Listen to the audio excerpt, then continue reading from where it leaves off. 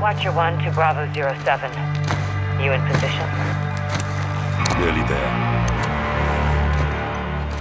In 5 years' time, when we discuss Call of Duty Modern Warfare 2, there will be no confusion as to which of the two games that share that name people are referring to. Thanks to a lackluster story, fumbled mechanical innovations, and largely underwhelming mission design, this year's Call of Duty campaign is graphically impressive, but otherwise an unfortunate misfire that fails to live up to standards set by not only its unforgettable 2009 namesake, but also its 2019 predecessor. While its gunplay remains state-of-the-art, and there are some welcome but all too brief attempts to tread new ground, Modern Warfare 2's campaign relies too much on echoing the victories of Call of Duty's past, rather than establishing its own triumphs.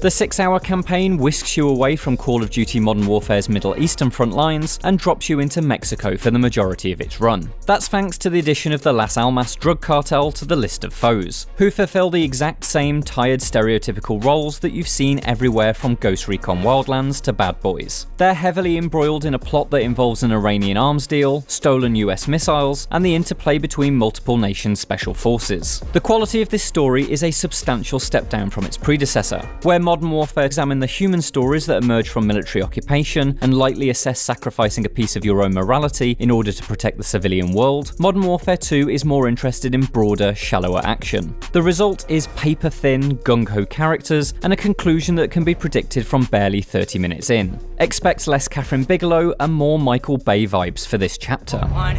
Sinker, that's what I'm talking about, Shadows! You know I love that shit!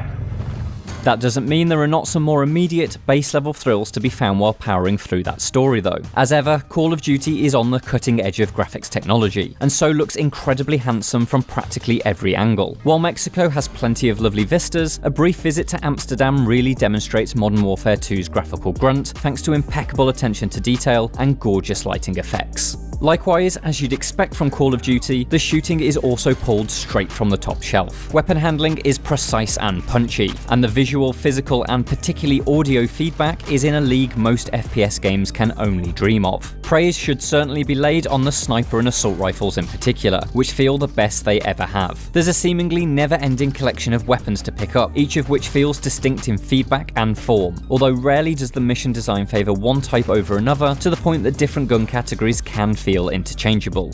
Modern Warfare 2 doubles down on the smaller, more realistically sized combat engagements of its predecessor. This makes for a Call of Duty campaign with a distinct rhythm. There's much more methodical room clearing than there is taking part in large-scale chaotic battles. This helps cement an identity for the rebooted Modern Warfare series, but comes at the expense of the intensity that has fueled some of the original game's most memorable shootouts. I'd be more welcoming of this change if it weren't for the addition of armoured enemies, who must have their helmets or vests shattered before you're able to land the killing blow. They initially feel like fun curveballs, but quickly become annoying bullet sponges that not only erode the efficiency of Call of Duty's long-standing double tap to kill approach, but also shatters any of the realism those smaller encounters are attempting to build. Mission design is, as you'd expect, admirably varied and often built upon a novel concept. Those that fall back on more standard templates feel underwhelming and often quite static, with multiple hold-the-line objectives and other such generic fare, although these are thankfully outnumbered by levels with better purpose. But while most of developer Infinity Ward's campaigns have had a poster child mission, or Gilled Up, No Russian and Clean House just to name 3, Modern Warfare 2 struggles to make anything quite as memorable. Its best attempt is Alone, a stealth level in which you must escape a labyrinth-like town packed with guards. Starting completely unarmed, you gather materials and craft a variety of DIY tools, smoke bombs, trip mines, lock-breaking gizmos, and use them to work your way to the exit.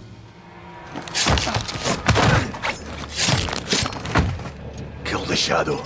This has all the makings of a star Call of Duty mission, but is frustratingly undermined by the fact that your character is injured and can only walk at a snail's pace. It makes weaving between guard patrols a chore, and its 40-minute duration seem like a lifetime. Elsewhere, there's an unwieldy car chase that's a poor alternative to Uncharted 4's Showstopper, and a brief but fun infiltration of a cartel boss's mansion that has a very light Hitman touch about it, as your disguised soldier rubs shoulders with enemies. But the majority of Modern Warfare 2 is content to relive past glories. There are 2 back-to-back missions that replicate the original Modern Warfare's Death from Above, in which you rain down all manner of high-caliber ammunition from a circling gunship.